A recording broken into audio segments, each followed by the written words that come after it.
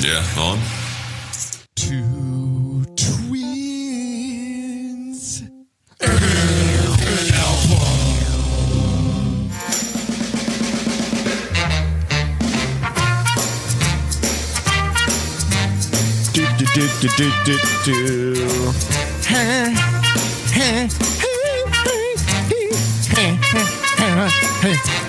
No, hey, two twins and an album. Yeah, two twins and an album. Yeah. Two twins and an album. Yeah, Roland Gift.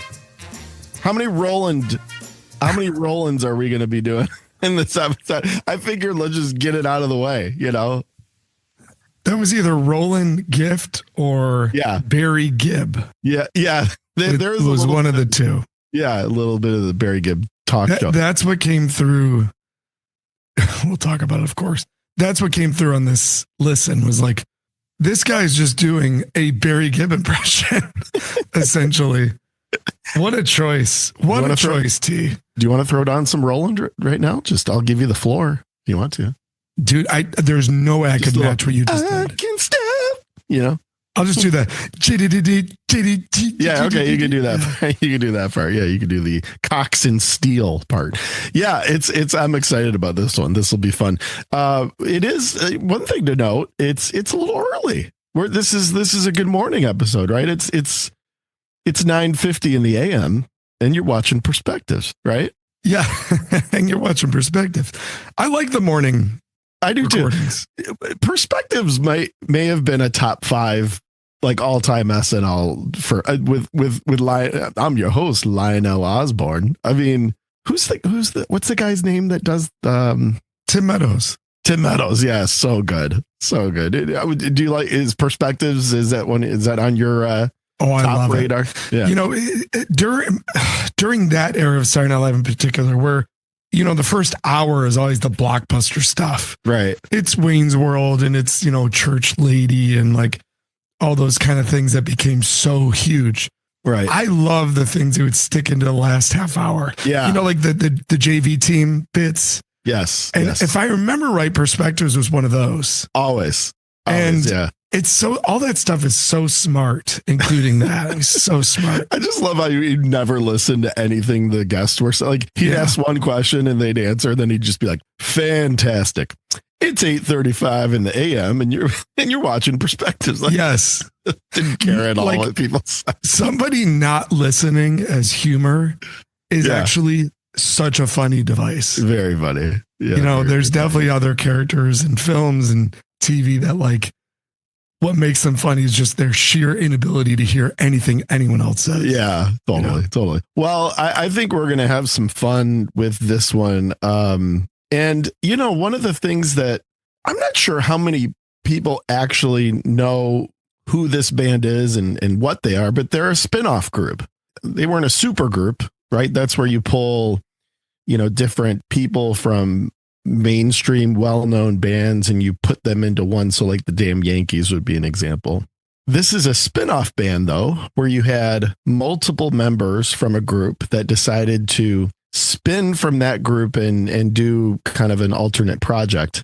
I want to get your take and sort of your vibe on if this record, is this goofy, like late 80s goofy, or is this good?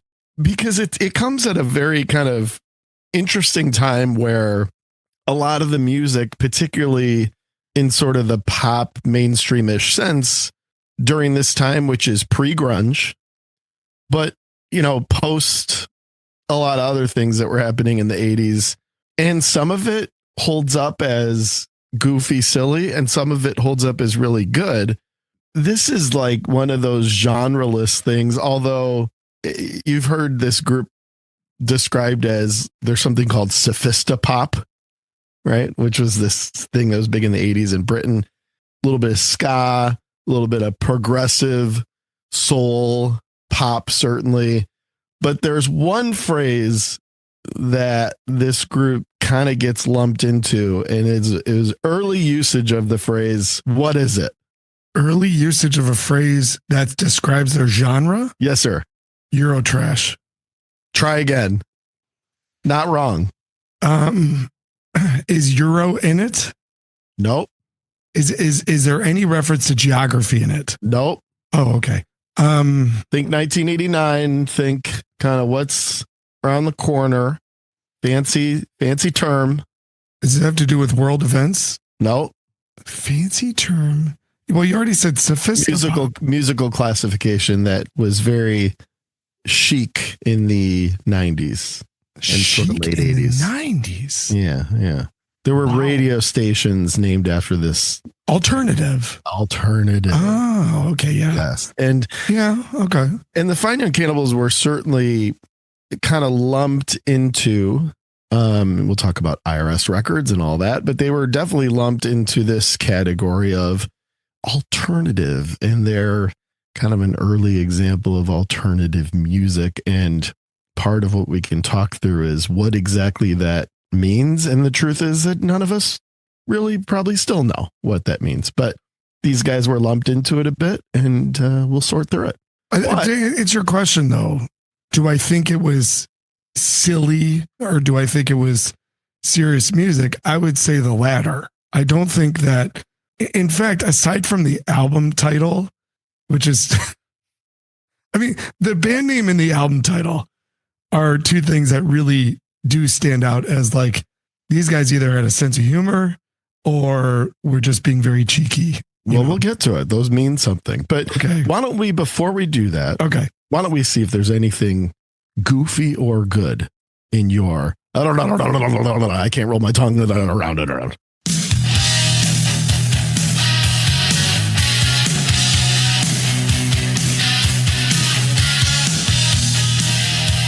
Nubs, any alternative in your round and round for episode 92? We're at 92, by the way. Did you know that? That's pretty. Are we at 92? Yeah, pretty darn good. What do you got round and round there, buddy? We're going to be have to do something special for 100. Oh yeah, we'll have some plans. As soon as we.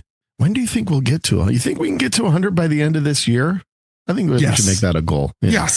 Yes, it's March, of course. By the end of calendar, we could say fiscal 2025, which would be like October. You want to do that? Let's just move Two Twins and an Album to the fiscal year. To the fiscal calendar. Yeah, exactly. What do you got round and round there, buddy? First, it's an album called The Likes of Us. This is the new offering from Big Train, which is a prog band that I was not really into for most of its career to this point. But I picked up a copy of the new album with a new singer.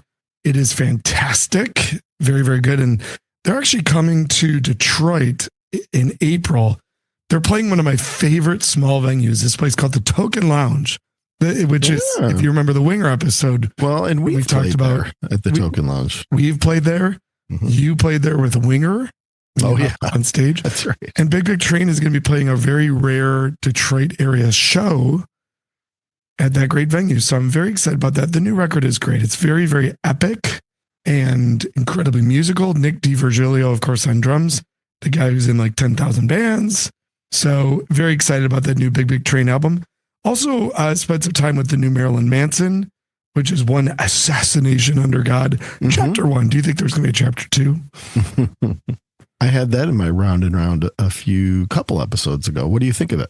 I think it's quite good. I really liked the one before, maybe two before, the album with Deep Six. I forgot what the name of the album was. A record I really liked. Was that Golden Age of Grotesque? No, this is much later. This is like 2 albums ago. Oh, okay. This was like his comeback, I feel like. Mm-hmm. But it's quite good and definitely an exciting thing just to have Marilyn Manson back. He also is coming to Detroit and sold out the Fillmore almost immediately. Are we going? Well, we got to find a way to get tickets. I'm in. It is fully sold out. Always wanted to see him. I'm totally in. Are you? Oh yeah. Well, then let's do it. Yeah, I would. I've never seen him either. It's a date. You want to have a date? Yeah, let's do it. I'll take you out to dinner first. Will you call me afterwards? Questionable. You got to wait 3 days. 3 days. All depends. Oh, is that the rule? How long do you wait to call your beautiful babies? 6 days. 6 days. It's a great call. Great line. That's a really great line. And for third for me, I would say there's been a lot of CD acquiring lately. I was talking with listener Andrew out in beautiful Pittsburgh, Mountaineer Andrew, and we were talking about the podcast. He's lives out of town, so we don't get to see each other very much. And I was taking him through your process of this abundant vinyl collection, and then the native format thing, and how that's leading to more compact disc accumulation for you. He was very fascinated by your approach. Yeah, fascinated meaning you thought it was ridiculous and insane. No, don't say that. As far as you know. So it's been this past weekend. I sold records at a record show, and it's remarkable. Now you can just buy CDs from dealers for 50 cents each.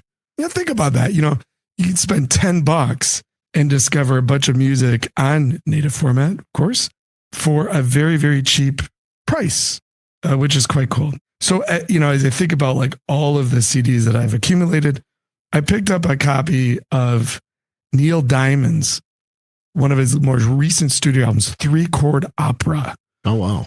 And I recently saw the Neil Diamond play. Mm-hmm, me too.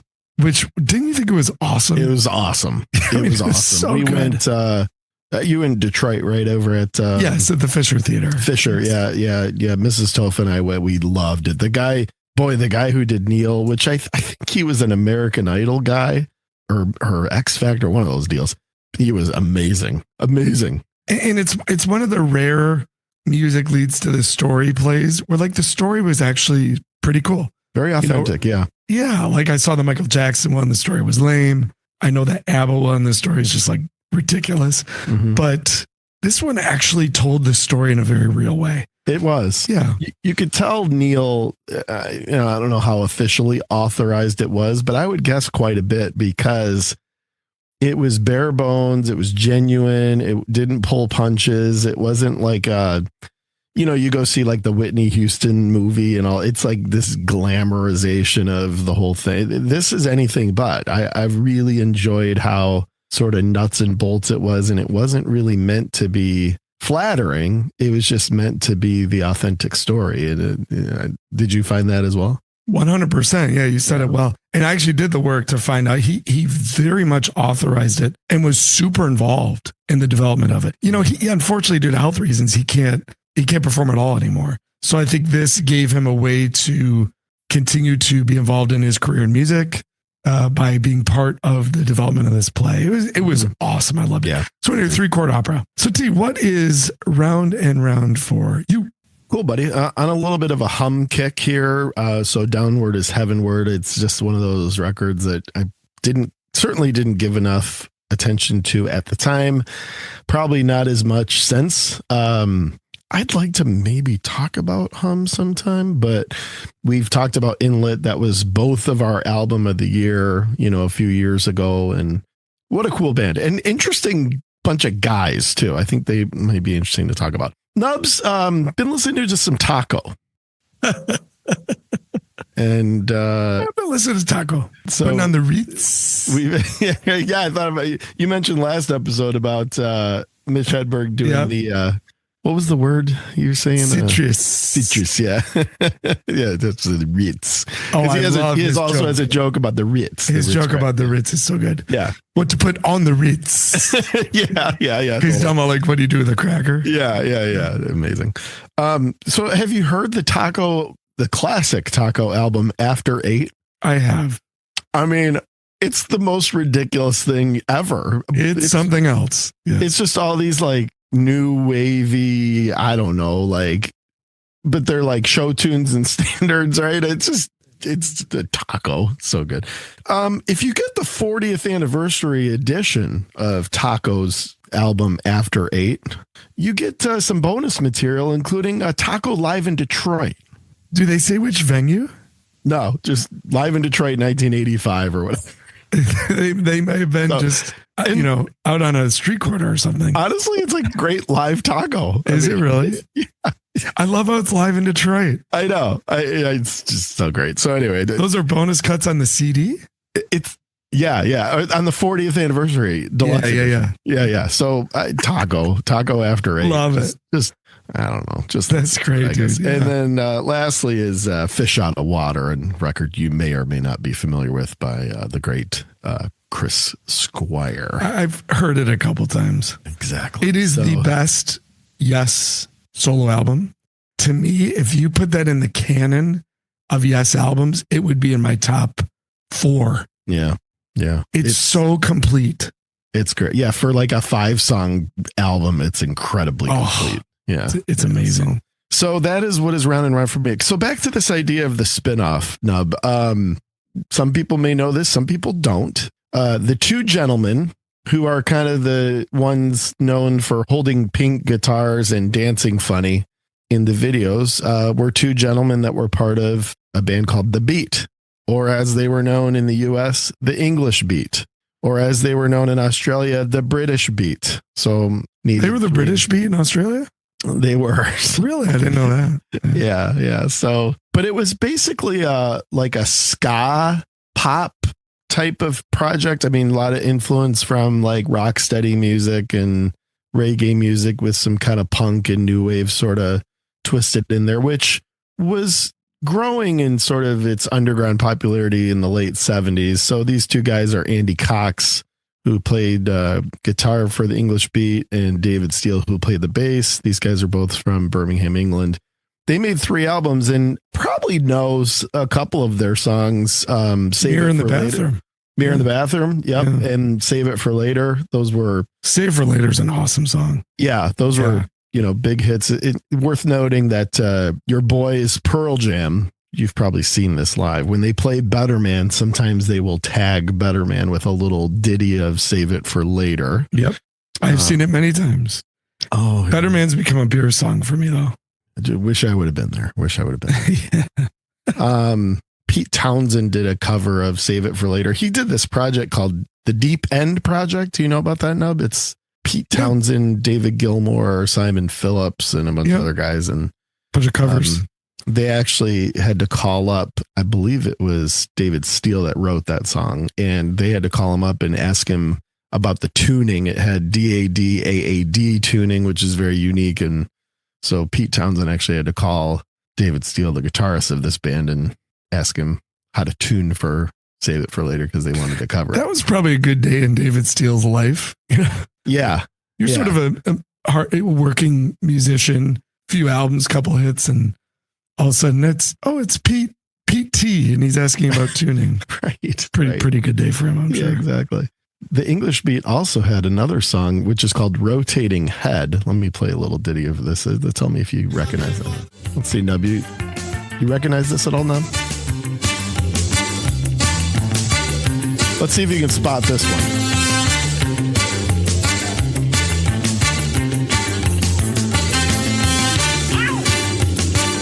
You know what that's from? Well, I know it's from something. Right when you started it, I was like, ooh, that's in a movie or a show. I can't remember. Yeah, what's it from? Give me a hint. A movie. Oh, gosh, now I can see the scene. Give up? Yeah, what is it? Ferris Bueller's Day Off. That's right. When he's running home. So that's a song called Rotating Head by the English Beat, which wasn't a hit, but very recognizable and prominent from Ferris Bueller's Day Off. So anyway, 2 of these members of the English Beat spun to form a band called General Public, and they hit a hit with the song Tenderness. Do, do, do, do, do, do, do, do, all that. Kind of a dumb song. And the other 2 gents spun and decided they wanted to form a project called the Fine Young Cannibals. All they needed was a singer. So Cox and Steele decide they want to spin off and do something that's a little bit more pop oriented. The band name, to your point during the intro, is named after a 1960 film called All the Fine Young Cannibals, which starred Robert Wagner and Natalie Wood. And let's just take a moment to acknowledge the hottie that was Natalie Wood. And wasn't Robert Wagner on the boat with her when she died? So sketchily and mysteriously. Robert Wagner and like he was. And I don't know much about this story. I know it's a thing, but yeah, and Christopher Walken was also on the boat. It was a whole thing. We could do a whole episode on the death of Natalie Wood. But yeah, hey, can I just say real quick, just to like what a hottie though? Yeah, go ahead. Yeah, super hottie. Real quick sidebar T, just based on we could do a whole episode on. I actually thought about this morning. I was like, I wonder if the JFK documents are going to be released and summarized before the episode, and would we be able to talk about them at all? But I don't know that they've been released. I don't think they have, but it's supposed to be today. Oh, is it? Yeah, it is supposed to be today. Nubs and I have been obsessed with the whole JFK situation, obsessed with the movie, the Oliver Stone movie. So yeah, that would be a big day for us, big deal. Maybe in celebration we do an episode on the JFK soundtrack. You know, ooh, that would be interesting, right? The drummer. Although you know what would happen, dude. We would just start going down the rabbit hole, the conspiracy rabbit hole, and never get out. Yeah, and just doing lines from the movie. Like it would be so boring. We'd have to bring in our buddy Mars. Oh yeah, Mars. JFK lines. Mars. What a guy, all over it. So, all right, so these two guys are looking for a singer, and they find, after a long search, Roland Gift. Roland Gift he started as a saxophone. This guy's a real artist, I'll tell you what. He started as a sax player for a group called Acrylics. That's spelled Akrylykz. Well, there you go.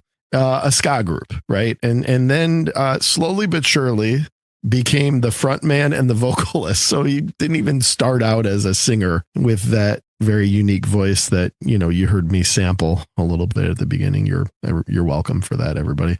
And Acrylics went on tour with the English Beat, and that's how all these guys met. And they searched for a long time and then kind of said, hey, what about that voice, that kind of unique, weird voice on that guy from Acrylics? And there you go. So Roland Gift is also English. He grew up in Hull. He is also an actor.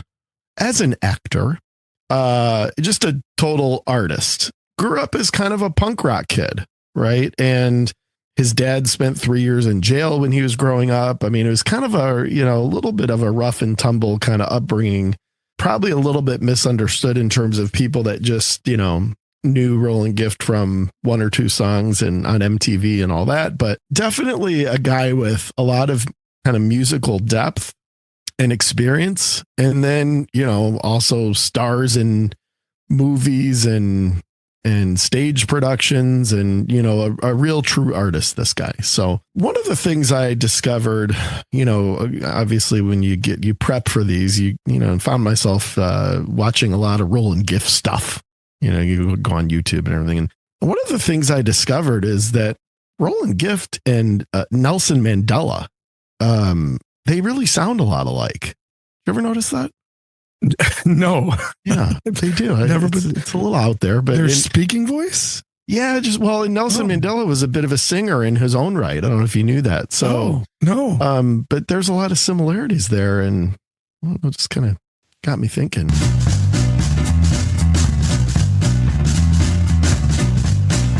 Just got me thinking about something. Let's go. And now, in one of the strangest and could be an absolute train wreck of a game, here on episode 92 of Two Twins and an Album, we're going to play Roland Gift or Nelson Mandela. I mean, if I had a nickel for every time I played this game, Roland Gift or Nelson Mandela. You gotta love it.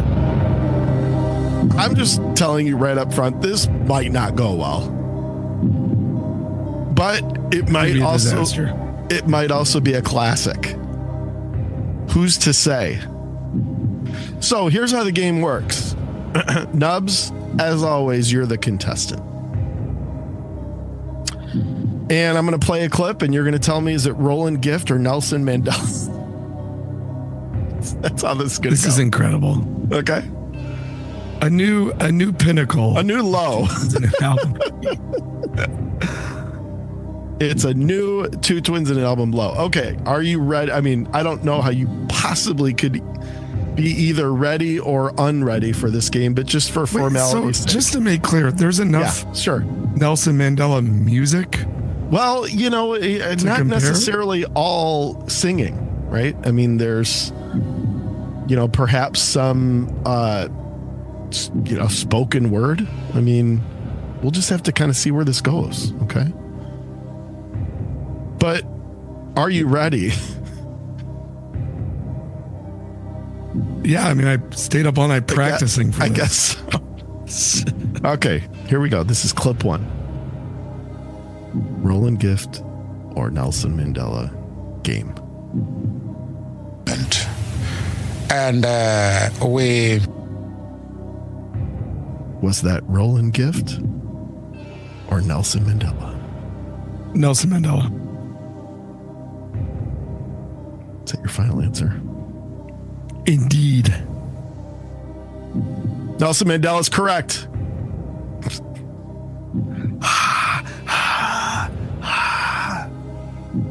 You did it. How many of these are we doing? I got 8. Oh, God. Okay. My God. All right. You ready for number 2?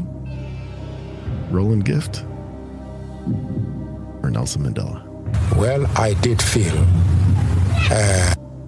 Roland Gift. Is that your final answer? Yes. Roland Gift is incorrect. That was Nelson Mandela. Ooh. Okay. But you are 1 for 2. If it makes you feel any better.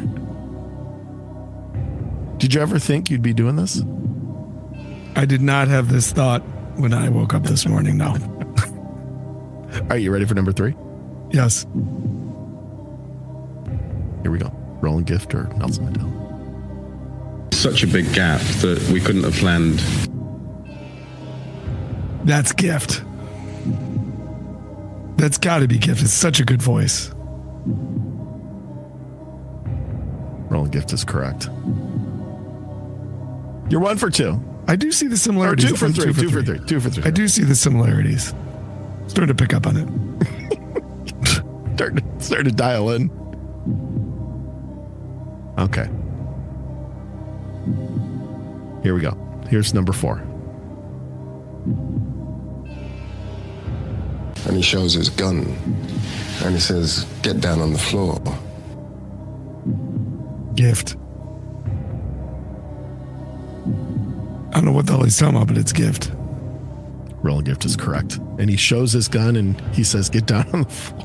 I thought I might get you on that one. Interesting. Yeah, that actually was a great pull. That was my best one. No, that was my best one too. You're to ace this. Yeah, that was good. Yeah, totally.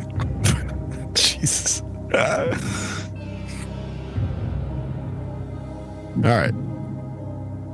You're doing great. You're 3 for 4 on the Roland Gift or Nelson Mandela game. Thank you. You got that going for you. Okay, here's the next one. So I was leading a normal...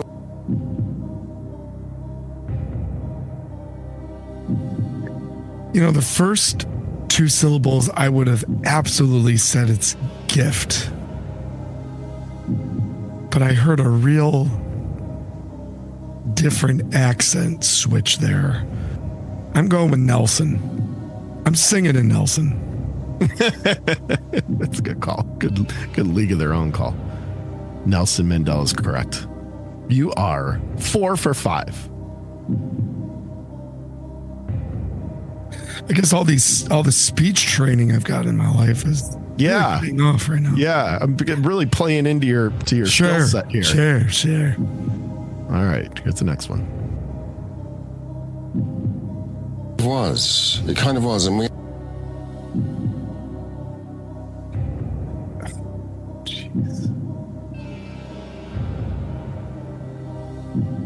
That sounded like musician interview speak. It sounded like a music journalist just asked me a question and I need to agree in order to start my answer. I'm going with Gift. Gift is right. You're ace in this game. Well done. Boy, am I? 5 to 6. Do I have a gift in this? Or you better not mention Very it. nice. Yeah, very nice. Very nice. All right, you got 2 more. Okay.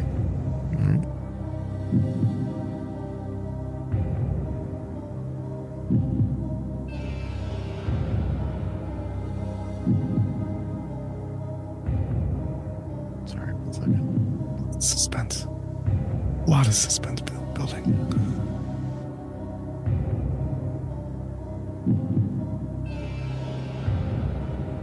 Okay, 2 more. Here we go, buddy. Has to try it. Let's just repeat. Let's just repeat it. Oh, crap. That's hard. The voice sounded like Gift, but the content sure sounded like Mandela.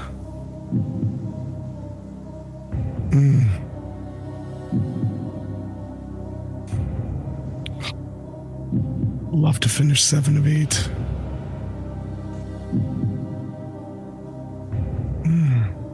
I'm going to go Mandela. Nelson Mandela's correct. Oh, that was a tough one. That 6 really of was. 7. That was a tough one. Now, this would give you 7 for 8, which would be pretty darn good in my book. Are you ready? I am feeling tremendous pressure. It's like the difference between an A and a B. Here we go.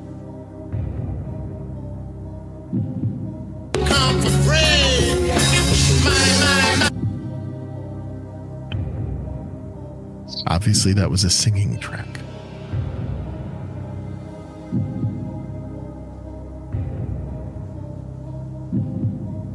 Did Mandela really sing?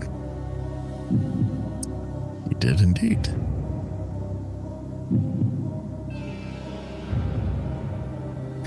I think that voice was a little too high pitched to be Mandela's singing voice. I'm guessing Mandela's a baritone, and Gift is a little bit more of a tenor. Do you know what I mean, T? I know what you mean. That's where my mind is You going. want it again? I'll give it to you again. No, I'll only do it once. Part of the rules that we never set. I'm going Gift. Final answer.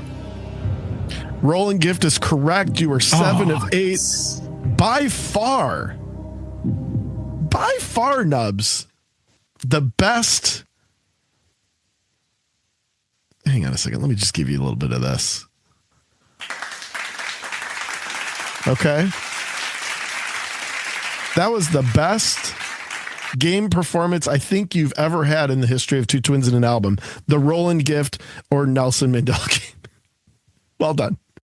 Of all of the music knowledge I have, Yep. and all the games you've thrown at me, Yep. apparently I'm just really good at determining the difference between obscure 80s pop singers from Britain and the most famous world leaders in the history of the world. You did it. Thank you. You did it. Thank you. You did it. Let's get to the nerdy deets. You want some dirty deeds? Yeah. You want some dirty deeds? Alrighty then. The Raw and the Cooked, one of my favorite album titles of all time, was released on January 13th, 1989. It was the second and final studio album from the Fine Young Cannibals. Nubs, this was on, to our earlier comment about alternative music, this was on IRS Records. The story of IRS is fairly well documented. If you look at the Police, if you look at REM, if you look at the Go-Go's, the English Beat, aforementioned, Gary Newman's stuff, The Alarm, Cramps, Dead Kennedys. IRS was sort of the up and coming label started by Stuart Copeland's brother, who managed the Police for a long time and then decided in 1979 he wanted to start his own label. And the idea was that this was going to be this kind of new lane in music that eventually became known as alternative music. And part of what helped kind of grow the IRS brand was they were able to get once every week a 2-hour block late at night on MTV, which was a show that was originally for the first couple episodes called IRS Records Presents The Cutting Edge on MTV, but then eventually became known as 120 Minutes and was hosted by the great Matt Pinfield for several years. So this all kind of started, as a label morphing into an MTV show that started to really debut and develop a lot of these new artists under this new label of alternative music. And the Fine Young Cannibals were kind of a part of that whole scene and that whole movement. There's two main producers. The production angle of this story is very interesting. The first guy is a gentleman named Jerry Harrison. When have we talked about him before, Nub? He produced Live Throwing Copper. Bing. Which we you're on fire today. Yeah. And it's a morning episode. That's right. Yeah, you're like I'm telling you, like a baby. You're just at your best in the morning. All energetic and bushy tailed. Yes, but wait, see me at 3:00. I can't even function. That's it. Lights out. Yeah. Wasn't Jerry Harrison also involved in Verve Pipe Villains? That is correct. An episode that I believe you did. Yes. How about that? So we've talked about Jerry Harrison a couple times, obviously a former member of the Talking Heads. The other producer is a guy named David Z. Nubs, do you know who this is? Not unless I would know by another name. Well, he's a Minneapolis guy. He has tons of ties to Prince. He worked out of Paisley Park Studios. So essentially he's a Prince guy. And he's a protege. Like Sheila E. and Vanity. Yes. Yeah. Vanity 6. Yeah, that's right. And was doing a lot of production work over at Paisley Park and a lot of pop stuff. And I mean, he helped Prince, essentially wrote the song Kiss along with Prince in terms of arrangement, core composition, and then taking what they originally had and turning it into this pop anthem, basically. David Z gets a lot of credit for that. He was in a band or group, I should say, called Lips Incorporated. Oh, yes. Right? Funky Town, you got it. And let's just make one thing abundantly clear. Kiss, not on Toph's top 5 for Prince. Not even scratching the surface. No, it was not. But if I did a Tom Jones top 5, it'd be there. Yeah, the Tom Jones version, much better. It's unbelievably good. Unbelievably good. So the Fine Young Cannibals wanted Prince to produce this, and Prince was busy and also didn't really do the for hire thing. But he said, I know a guy. In fact, I got a guy in the next room, that would be happy to do it. And David Z was like, I'll do producer for hire. And so there you go. His brother, David Z's brother, was the drummer for The Revolution.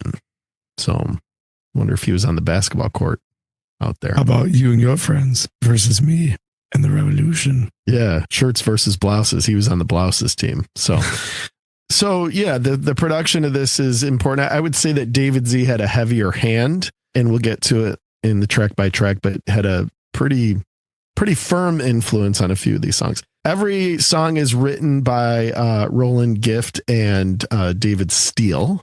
There's one track that included Cox as a co-writer.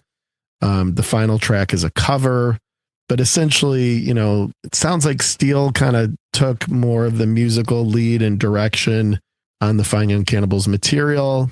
And obviously Roland Gift providing, I would imagine, lyrics, vocal lines, and who knows what other music contribution he may have made. But those two guys were the primary songwriters. The band's cover of a song that we'll get to at the end, which was a Buzzcocks cover. Their first album, the self-titled album, kind of had 2 hit songs. The first was Johnny Come Home, and then the second was another cover called Suspicious Minds by the king of rock and roll. It's kind of a more up-tempo, very Roland Gift-ish type version of Suspicious Minds. The album title, you were inquiring about this. The album title is taken from a book called La Crue et la Cuit. That's French, which was a 1964 French novel by Claude Lévi-Strauss, which translates to the raw and the cooked. So it wasn't like some clever made up thing by the band. It's pulled directly from a piece of a French literary work. I just thought maybe I was following because you had two albums in this era, both with the word raw in it. And the other was raw like sushi. Yeah, Nina Cherry. See, the raw and the cooked and raw like sushi. And I was like, what is going on with all these people in this sushi references? Yeah. That's funny. Didn't even think about that. But yeah, I do love the album title. And it's so funny because when you say it in French, it sounds like it's fancy or something, but it directly translates to the raw and the cooked. So there you go. It won the Brit Award in 1990 for Best Album, and the Fine Young Cannibals won the Brit Award in 1990 for Best Group. So listen, make no mistake about it. This thing was a tremendous commercial success. In the gap between their first and second albums, Steele and Cox released an instrumental single called Tired of Getting Pushed Around. This is in 1987 under the moniker Two Men, a Drum Machine, and a Trumpet. And it reached number 18 on the British charts. I think they have you absolutely should have called themselves Steele and Cox. Yeah, right. Have you heard this track here? This is it.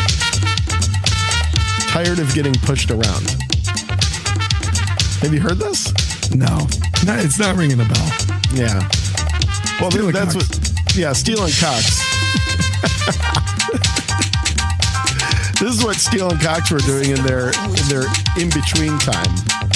And apparently this was kind of a club hit or something. But one thing you get a feel for, even just listening to that for a minute, is the emphasis these guys kind of had on some electronica, right? This was early innings of fusing together, funk, doo-wop, jazz with pop electronica elements.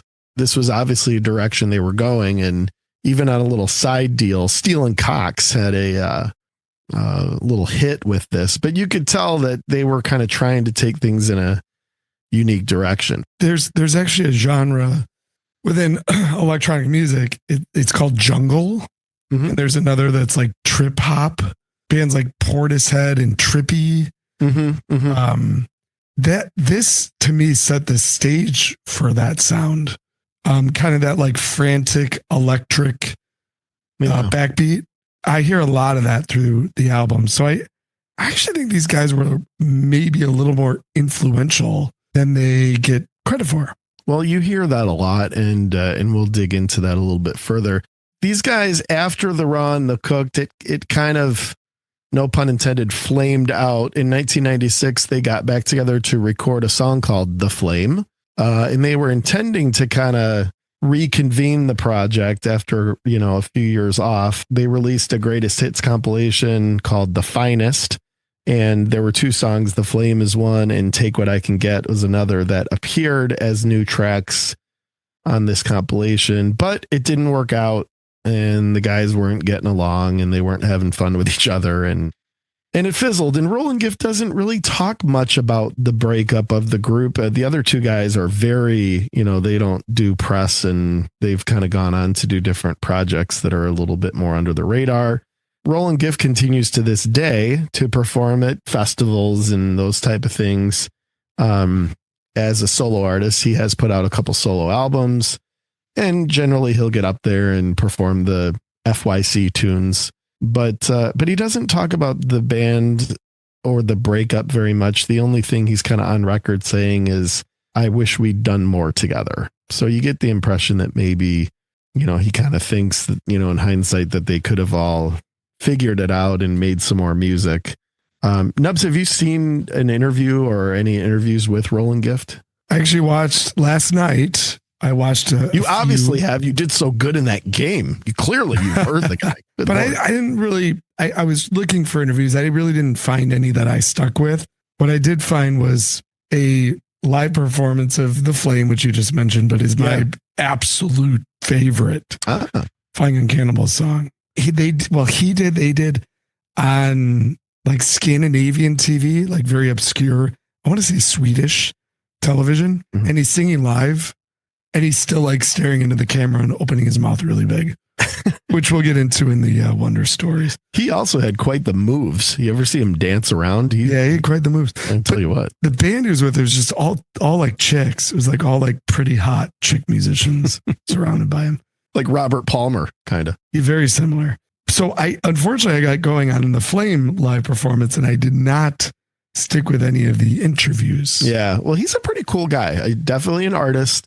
Very to the point, very kind of honest and straightforward, but kind of a cool guy. Last thing I will note on the Nerdy Deets is kind of the branding of this and the album cover. I friggin' love the album cover. Just Gift kind of with the half smile, just kind of like one of the all-time great half smiles, I would say, just kind of looking into the camera, and then, stealing cocks, in the background, just kind of lurking.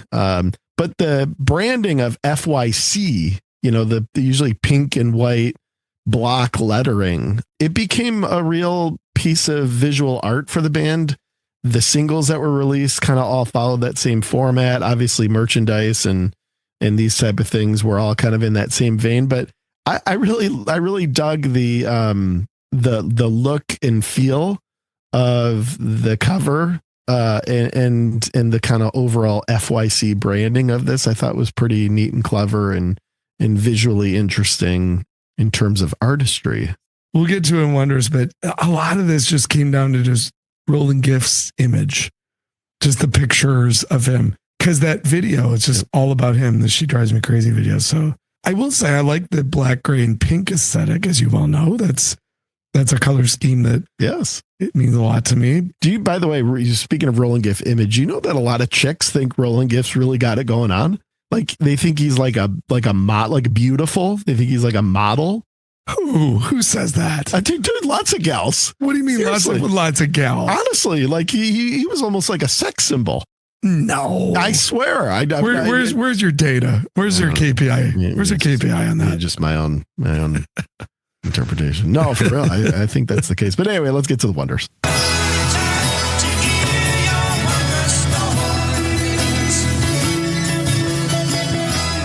All right, Nubs, FYC. So you noted that The Flame is a favorite song of yours, but how else did you discover these guys either visually or audibly?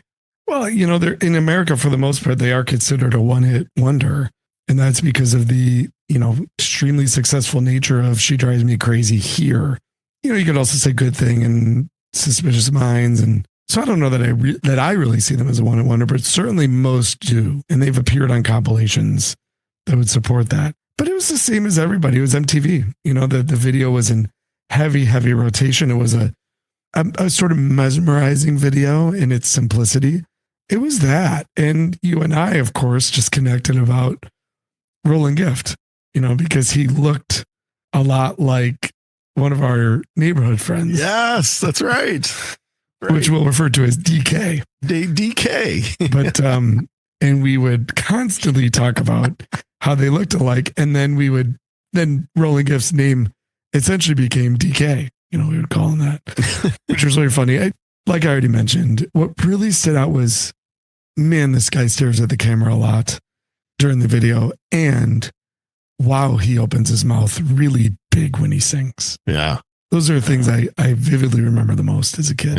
Yeah. What is your wondrous story? Well, a couple of things. I mean, you're right. Most people came to know this band through MTV, through She Drives Me Crazy. They are certainly not a one-hit wonder. They could definitely be considered a two-hit wonder. We'll get to that.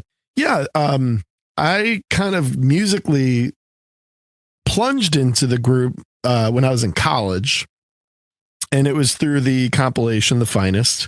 And The Flame, to your point, great song, and you're kind of like, oh, wow. And at that time, they had broken up, but you kind of knew that was a additional song they put on the compilation. There's another one called Take What I Can Get, another song that I've always really loved. And the funny thing about that one is I had a girlfriend in high school that I would make mixtapes for, and Take What I Can Get was one of the songs I put on one of these mixtapes. But I was a little embarrassed to say Fine Young Cannibals because, that they weren't really cool then. They were just like they were like the She Drives Me Crazy guys, and so instead of writing when I'd list out the tracks on the mixtape, instead of putting Fine Young Cannibals, I just put FYC because I was like, do I really want to put a FYC and a C Peacock? Yeah, that's you remember that one? Yeah, exactly, same thing. So you're and it's funny because now Fine Young Cannibals, like especially you do a little digging, you realize that they're kind of these alternative titans in terms of being kind of early examples of that in IRS records and all this. So they were actually pretty cool, but at the time I didn't think it was cool to put a Fine Young Cannibals song on a mixtape. So FYC I just went with. And then the other thing that was kind of interesting is when we did the Blue album, the 311 Blue album, we talked about the VHS tape of Enlarged to Show Detail, which was this kind of very humorous, look at the early days of 311, and they do a lot of interviews. And Nick Hexum is talking about a lot of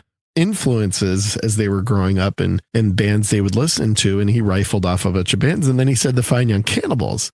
And I was like, you mean like the Good Thing guys? Like that, and that actually piqued my interest of kind of digging into, their work even before they're on the Cooked, and kind of realizing that they were influential and they were different. And when you stepped aside from just the commercial appeal, there were a lot of artists and musicians that were very influenced and were very respectful of the Fine Young Cannibals work. So that was kind of an example for me of obviously a band that I loved and a dude that I loved, Nick Hexum, saying that these guys were an early influence in kind of shaping their, musical approach and those type of things. And from there, I got the compilation, and then you start digging into the two albums, and next thing you know, you're 45 years old doing an episode about the Raw and the Cooked on a podcast with your twin brother. Like that's just the way you just wake up and that's what's next. That's just the way this all works out. So Nubs, are you ready? Are you ready to dig into this sucker?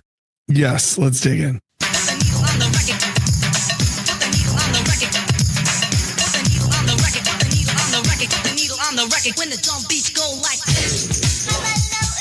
All right. So Roland, along with Steele and Cox, but I would also lump David Z into the picture here. All those guys collectively just come off the top rope here and just nail you with not only the lead single off the record, but a song that certainly has and will be deemed a late 80s classic by most, and that is track 1 off the Raw and the Cooked, She Drives Me Crazy.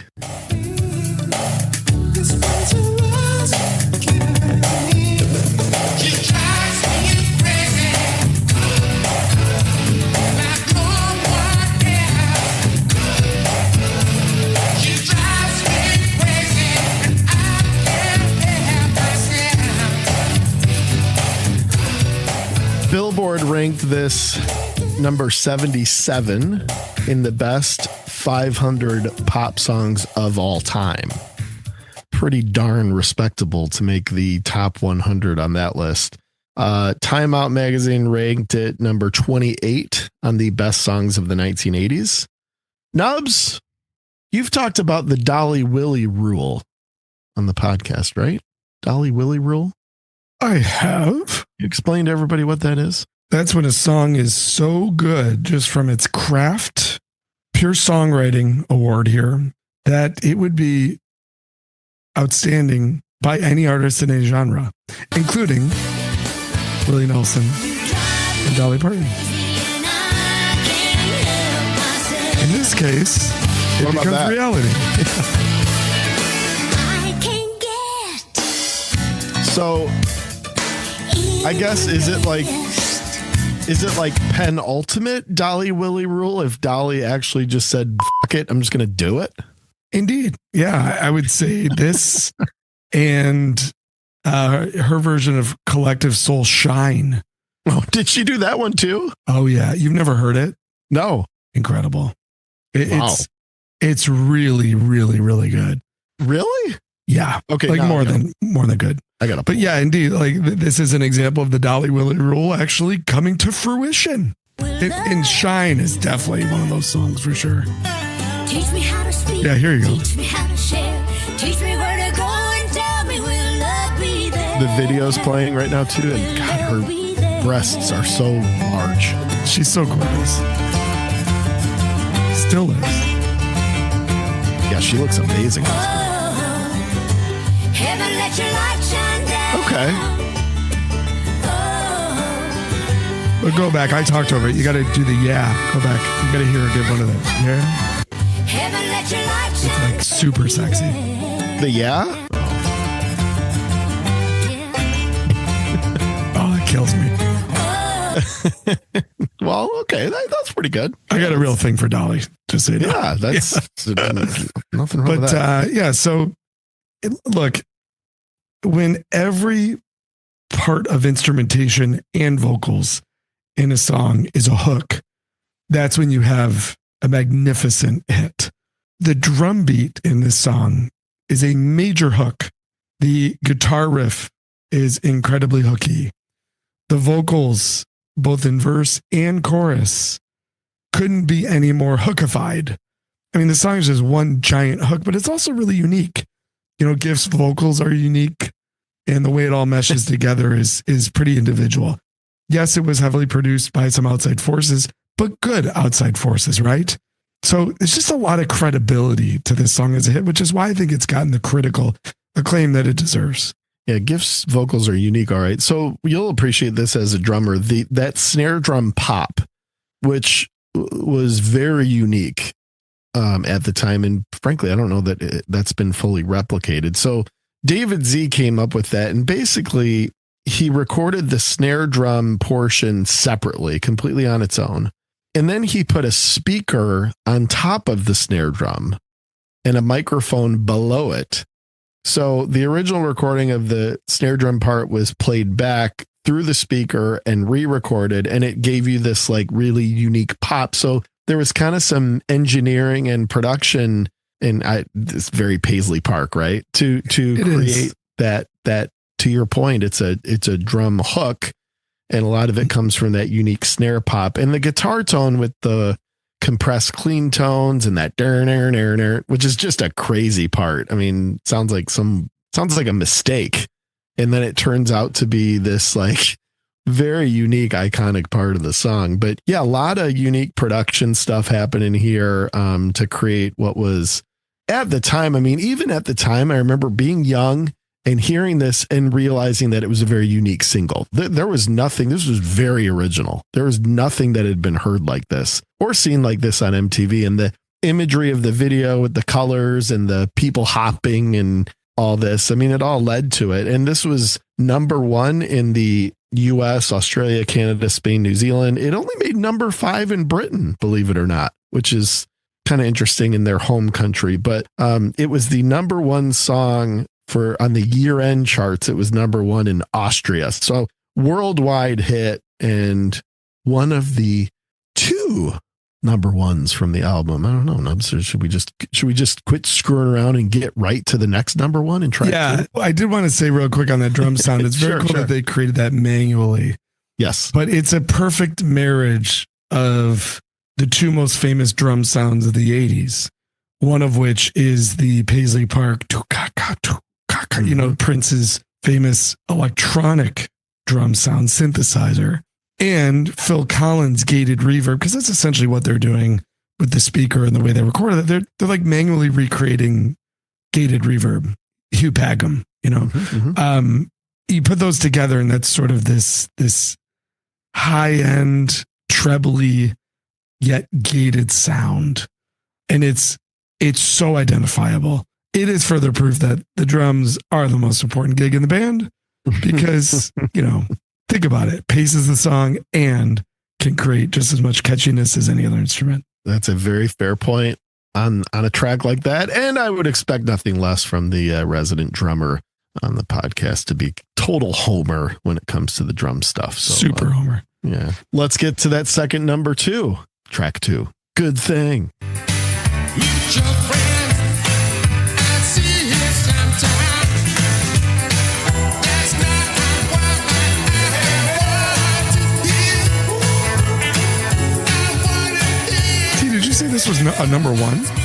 Oh, yeah. Oh, I wouldn't have guessed that. Worldwide or in the U.S.? Nubs, this was a huge song. And remember, too, this is top 40. This is adult contemporary. This is rock radio. This was on everything. So this had cross appeal, big time cross appeal. So, yeah, you're hitting number one when you're able to have this played on, 5 different radio stations with 5 different formats in any given market. So number one in the U.S. and Canada. And guess who plays piano on the song? This is a total guess, a complete guess. And this is just based on style. Yep. It sounds like Elton John. It's not. It's the great Jules Holland. Oh, Jules Holland. From later. Of late night fame and Squeeze. That's right. It was mostly produced by the band. So you can really kind of chalk this one up to the 3 guys. And obviously it's throwback. And you can see now where that mainstream cross appeal was. At the time, I just thought it was kind of a silly song. But now it's almost like Billy Joel's Uptown Girl, where now you're like, oh, that's a Frankie Valli tune. Like, obviously, right? This kind of had a similar thing where I think it was throwback enough to where you captured a very wide net in terms of audience and in terms of, fans of the song. I think the song holds up okay, but again, it's a little silly even still to this day, but it really hit big. I mean, this is a number 1 single. That's surprising. I wouldn't have guessed that. It is so 80s and early 90s in terms of album sequence, which is something we talk a lot about here. They just front load the album with the 2 hits.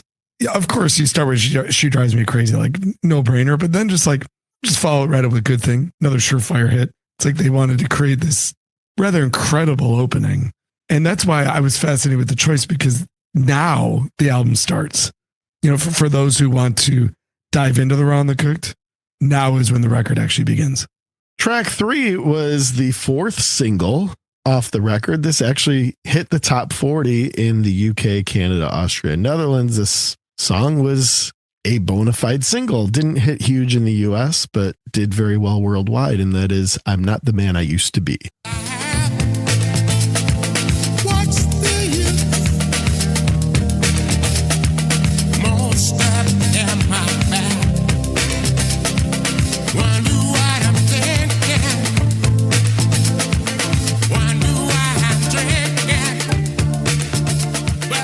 Pretty minimalist.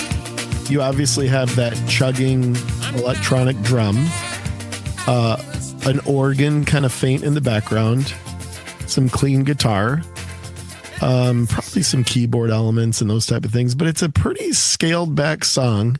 And this one did pretty darn well commercially, and probably after coming out, with a bang on the first 2 tracks, brings it down a little bit. It's a good vocal performance. What do you think, Nub? This is where Gift starts laying it on a little too thick for me. It's a lot of, right. Mm-hmm. It's just a little much. I think the advantage of She Drives Me Crazy and Good Thing, and the reason why they hit, was because he's still doing a bit of smoother singing mixed in with his giftness. This one, it's a little bit like if there was a song where all James Brown ever did was, heh. Oh, wait, there is. Saba B to say. Oh, wait, that's every. Oh, wait, that's every James Brown song. No. So maybe just laying it on a little thick for me on this one. There's not enough musically compelling going on to cover for that on this tune. Yeah, it is a little flat, and you get that from time to time here where, musically it's not very dynamic. So yes, very vocal reliant, and hey, listen, Roland is not afraid to lay it on thick. We'll see if he does the same. Oh, he does on this one. He goes bonkers at the end. This is track 4. I'm Not Satisfied.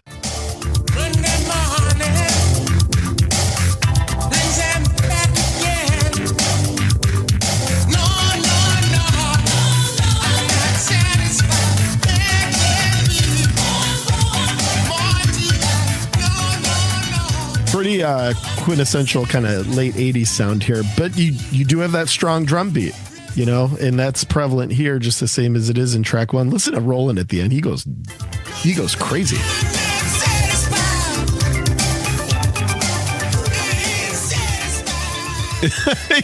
He's really not satisfied, Roland Gift, letting you know there at the end. So big time David Z. You can hear it from the backbeat that David Z. This is where he kind of comes back into the fold and lended some heavy production hand to this. Nubs, track 4. Yeah, I love this one. This is definitely, after a rather dreary track 3, this one to me is really interesting musically. It's busy, as a lot of their music is, right? I mean, that's part of the style that we're exploring here. I'm not satisfied as like Gift, like just dialed in, just like work in the room, yeah. I think that's right. Track 5, we're going throwback again here with Tell Me What. Are you happy? I can never tell. You keep it to yourself. Tell me what, tell me what, tell me what it is you feel. Do you get frightened? So obviously a very throwbacky kind of soul doo-woppy song. Nubs, you know what I hear here? What do you hear? That's it. To me, all I hear is Shamalama Ding Dong. Otis, my man. I mean, aren't they like basically the same song? Yes. I mean, Yes, they are. I see This whole wide world. Otis. There's a new song. It's called Shamalama Ding Dong. So yeah, I think, I mean, again, it's kind of like Good Thing. I get the kind of throwback nature of it. It's kind of, I mean, it's funny. It kind of makes you grin a little bit. Musically, I don't know that it does much for me. But again, the eclecticness of this album, you're just getting so many different looks. And from that standpoint, it is interesting that you get this kind of style represented, but not a big one for me. I would imagine the same for you. Yeah, same for me. It's as I've said many times during episodes that I don't like any music that has to sound like something. That's why I don't like blues. Mm-hmm. I don't like country for the most part. How dare you? Now, this is why this is where they're getting into a formulaic sound. Mm-hmm. It has to sound like this, have this certain shuffle and this certain groove to it. Yeah, it just doesn't do, this one doesn't do much for me for sure. Yeah. Well, hopefully this one does. This is track 6, and this one gets kind of back to basics. A pretty traditional kind of rock oriented jam here. This was the 3rd single off the record. Track 6, Don't Look Back. If you wanna go, it's got to be the night. Oh, no, it's time to back, and it makes you wanna cry. Don't be sad, we'll get by. Baby, baby, don't look back. It won't do no good. Baby, baby, don't. This was top 40 in the UK, US, and Canada. So this track did really well. And it's the kickoff. Nubs, we talk about sequencing a lot. It's the kickoff to side B on the Raw and the Cook. Nubs, what do you think? I absolutely love Don't Look Back. I think it's such a good song. It's a little powerful. You and I both sort of pumping our fists during the Clip Maestro. I think that what really stood out to me was who is singing backup on this? There's this voice that I really do knew. you know? Well, I looked it up because Yeah. I'm like, somebody is singing backup vocals here that is really good. And also that I knew you were going to like this one. I wrote it down. I wanted to make sure and mention it, but go ahead. Yeah, it's Simon Fowler from Ocean Color Scene. Yeah, Very enough. underrated, Right. Brit rock band. And you can just hear it. It's a great backup vocal part. This is probably the best song of the album, honestly. Even as much as, if not more than, She Drives Me Crazy. I love Don't Look Back. Top 50 song for me of all time, Nub. I really have been very fond of Don't Look Back since first hearing it on the compilation.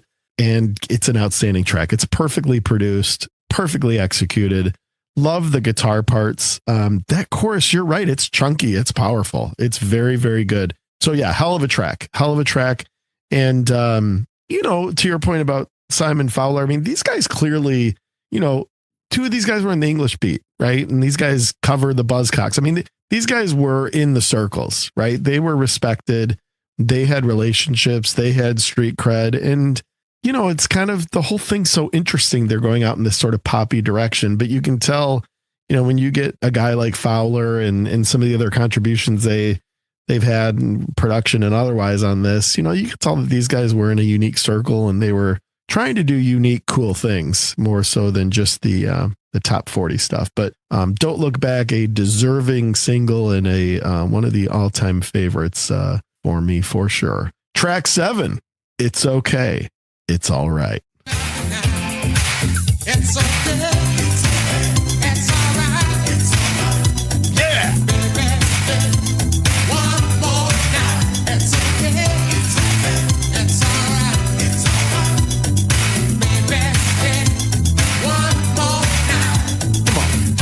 I'll be looking better now. Come on, Roland. Come on, Roland. Kind of sexy song, isn't it, Nub? What do you think, bud? For him, yeah. There's a great live clip of this. They were a very good live band, actually. Very visual, a lot of choreography stuff. There's a great clip of them playing this live, and Roland is just really showing off the dance moves. Like, Just loving it. oh my God, he's going nuts. Some of the gyrations and things are just great. Yeah, it's a cool song, man. What do you think, Nub? What do you think? Yeah, it's super cool.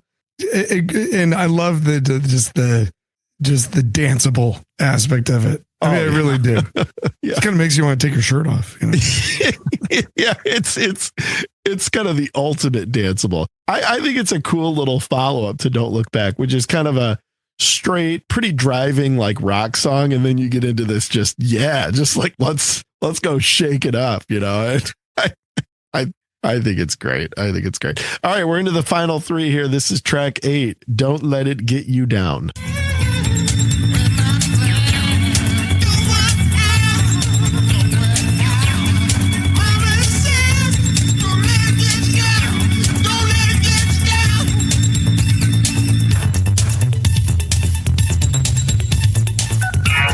Gotta have your avant-garde song if you're gonna be an 80s pop band. It's totally weird and totally out there, and Roland's is going to bonkers. Is it kind of weirdly ahead of its time? I mean, listen to the electronica. Like, you talk about festival rock and these type of things. I mean, it's a weird, goofy track. I'm not sure I'd want to necessarily jam out to it regularly, but is this kind of futuristic here, like in an innovative way, or is it just like thrown together and weird? It's a Brian Eno song. This is just what his, early to mid 70s solo music sounded like.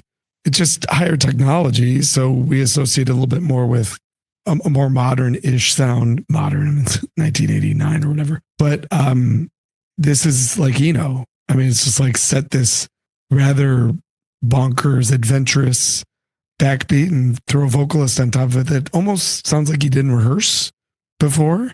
It sounds really spontaneous, which I think is a good thing. But no, it's them doing Eno, essentially. It sounds like an outtake from Taking Tiger Mountain. That's what I hear from it for sure. Yeah, it's kind of a crazy one. And then, in true Raw and the Cooked fashion, now you get Roland Gift kind of, doing a little bit of kind of a crooning thing here, going deep down into the register with track 9, the second to last, As Hard as It Is.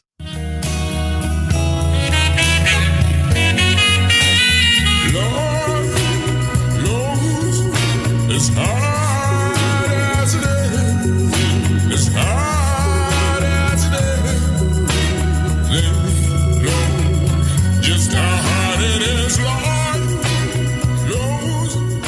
As hard as it is. It is funny to hear him in that register. I can't really get into this one or take it terribly seriously, and it is obviously throwbacky with that kind of waltzy feel to it, but this one to me just doesn't hold up as well. Yeah, this one's a little tough. It sounds like a Bad Elvis song. Right. You know what I mean? Like Bad Elvis. They're just like crooning. Yeah, the king he didn't bat 1,000. No, didn't bat 1,000. This is like their Bad Elvis song. Yeah, agreed. And that kind of takes you into now the final track is a cover by the Buzzcocks. This was actually one of their biggest hits. It was written by Pete Shelley. Nubs, who had one of like an early example of like electronica krautrock with the song Homo Sapien. Yes. Which is one of my favorites. Yeah. Indeed. So Pete Shelley wrote this song. He was in the Buzzcocks. It's certainly a very FYC version of the final track, the cover song, and that is Ever Fallen in Love.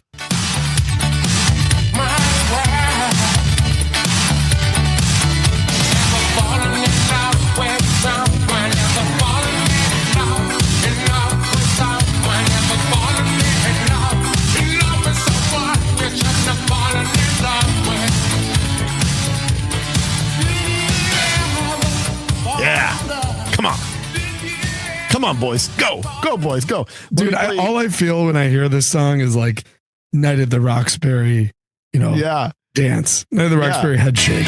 Here's the Buzzcocks version.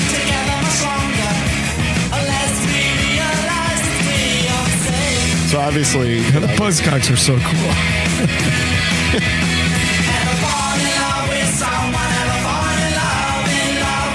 Right. So obviously it's a new wave punk well, not version, it's their song, but FYC decided to take kind of a slower tempo, more pop version of this. But Nubs, how do you feel the album closes out here?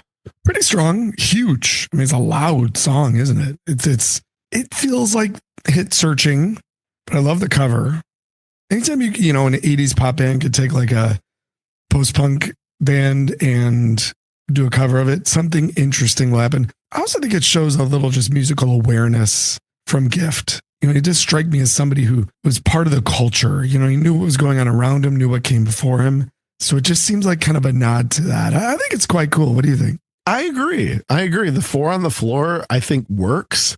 It does seem like good recognition by them of, hey, there's this up-tempo sort of power new wave punky kind of song that we feel like we can turn into a 4 on the floor, a little bit more mid-tempo, hooky pop song. And I actually think they did a great job with it. So yeah, I'm cool. I mean, obviously closing with a cover is not very traditional, but I like it.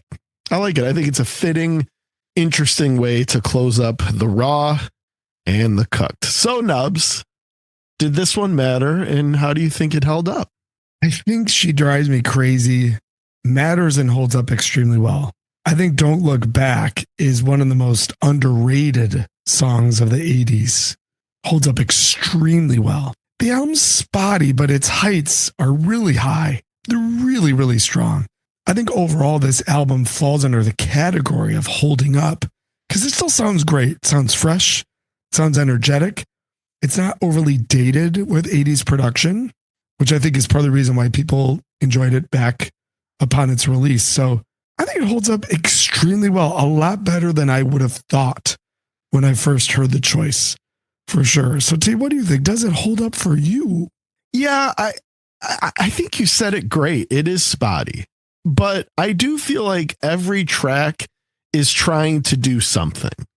And to me, there's merit there. And there's thoroughness there. It's impossible to love every song on this. I don't think that was ever the point. You can't like buy it for She Drives Me Crazy and then be like, oh, like, tell me what's my favorite song. It's definitely the point of this was to be eclectic, to flex on some influences and to show, which I think part of the reason that Stealing Cox wanted to branch out is I think they felt a little bit pigeonholed with the English beat material to kind of be one thing, which is kind of funny because the English beat was actually fairly multi-genred, but Fine Young Cannibals, you could tell what they wanted to do here. They wanted to not really have any rules, and there are no rules to this record, but there's some uniformity, most notably Gift's voice and some of the guitar work and a lot of the electronic backbeat drum work. So to that, I do think the album has a voice, but it also has kind of a unique diversity and eclecticness to it that makes for a very interesting listen. So I don't know that anyone's going to be like, oh, top to bottom, the raw and the cooked is just absolutely flawless or fantastic. But in terms of an experience that takes you in some different directions, it probably does so in a way that's uniquely effective, in a way that only certain groups and voices could pull off. And I do think all in all, these guys pulled it off. So let's put our money where our mouth is here, Nub, and perform the final cut. FYC's The Raw and the Cooked.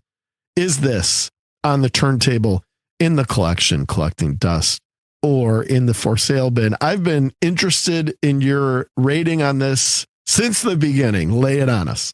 I've got it in the collection. I think it rounds out a true 80s collection.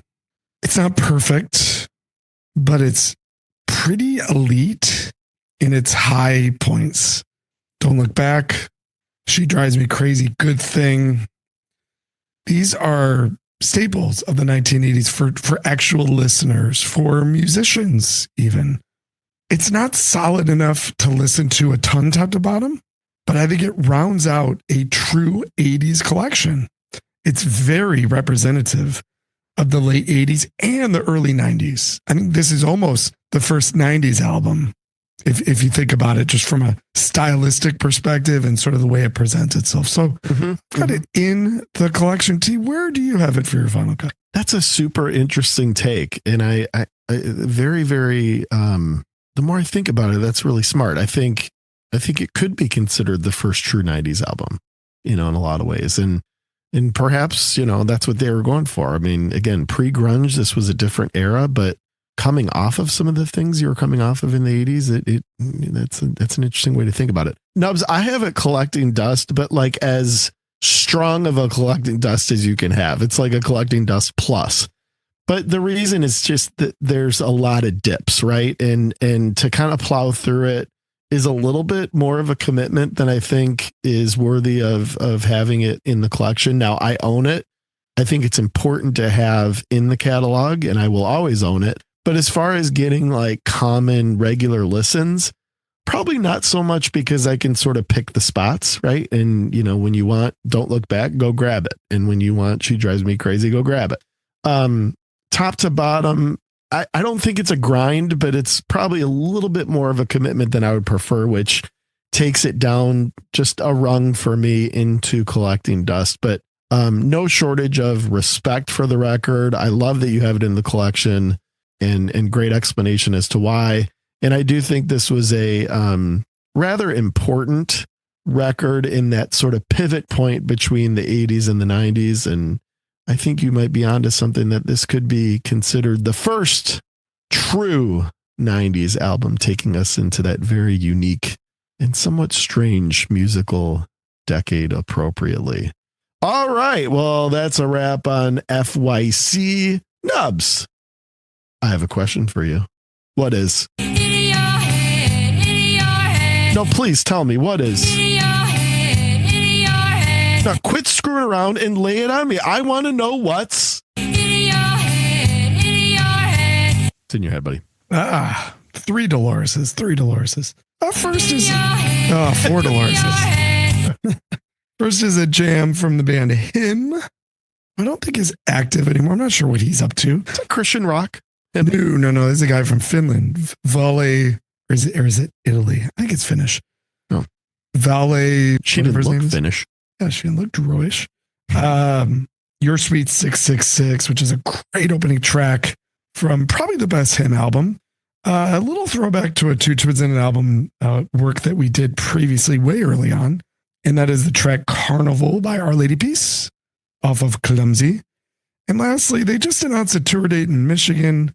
Maybe I'll try and go see this band, but a little yacht rock action. That is the band America with their undisputed best song, and that is Sister Golden Hair. T, what is in your head? Very good, Nubs. I've got Finally Found the Love of a Lifetime by Firehouse. Firehouse's self-titled album is really good, actually. And then I've got two tracks that old Nubs, your old you, helped me get into. The first is by Need to Breathe, and it's called Don't Wait for Daylight. And just listened to that yesterday. there What a you song. go. What a How song. about that? And the second is Auto Rock, the classic from Mogwai. So, Nice. a couple of tracks that you helped turn me on to. Nubs, I know Roland Gift turned both of us on today, didn't he? I'm very turned on. I will spend all day staring into cameras with my mouth really wide open. That's right. That's right. Hey, this was a very fun one to walk through. I love your in the collection rating and appreciate you digging into some FYC with us today, Nub. It was fun, man. Good choice, as always. Well, appreciate that. You know, listen, I'm no hero. Okay. I'm just a guy doing a podcast, you know, trying to make the world a better place. You know, so don't call me a hero. Don't put a cape on me. All right. I will say, Rock Chalk, your team's in it. Be happy. Your team made it. I don't think we're going to be in it for very long, but Well, listen, thank you. I wish the Buckeyes were in it too. That would, quite honestly, I think you'd have a better chance at making a run, but I don't know. Who knows? Who knows? But yes, the madness is beginning. So everyone enjoy. Now that we've enjoyed the madness of the raw and the cooked, we would like for all of you to enjoy the madness of March. Thank you for joining us on episode 92. We hope you enjoyed it, and we hope you enjoyed this episode of Two Twins and an album. We'll see you later. Two twins.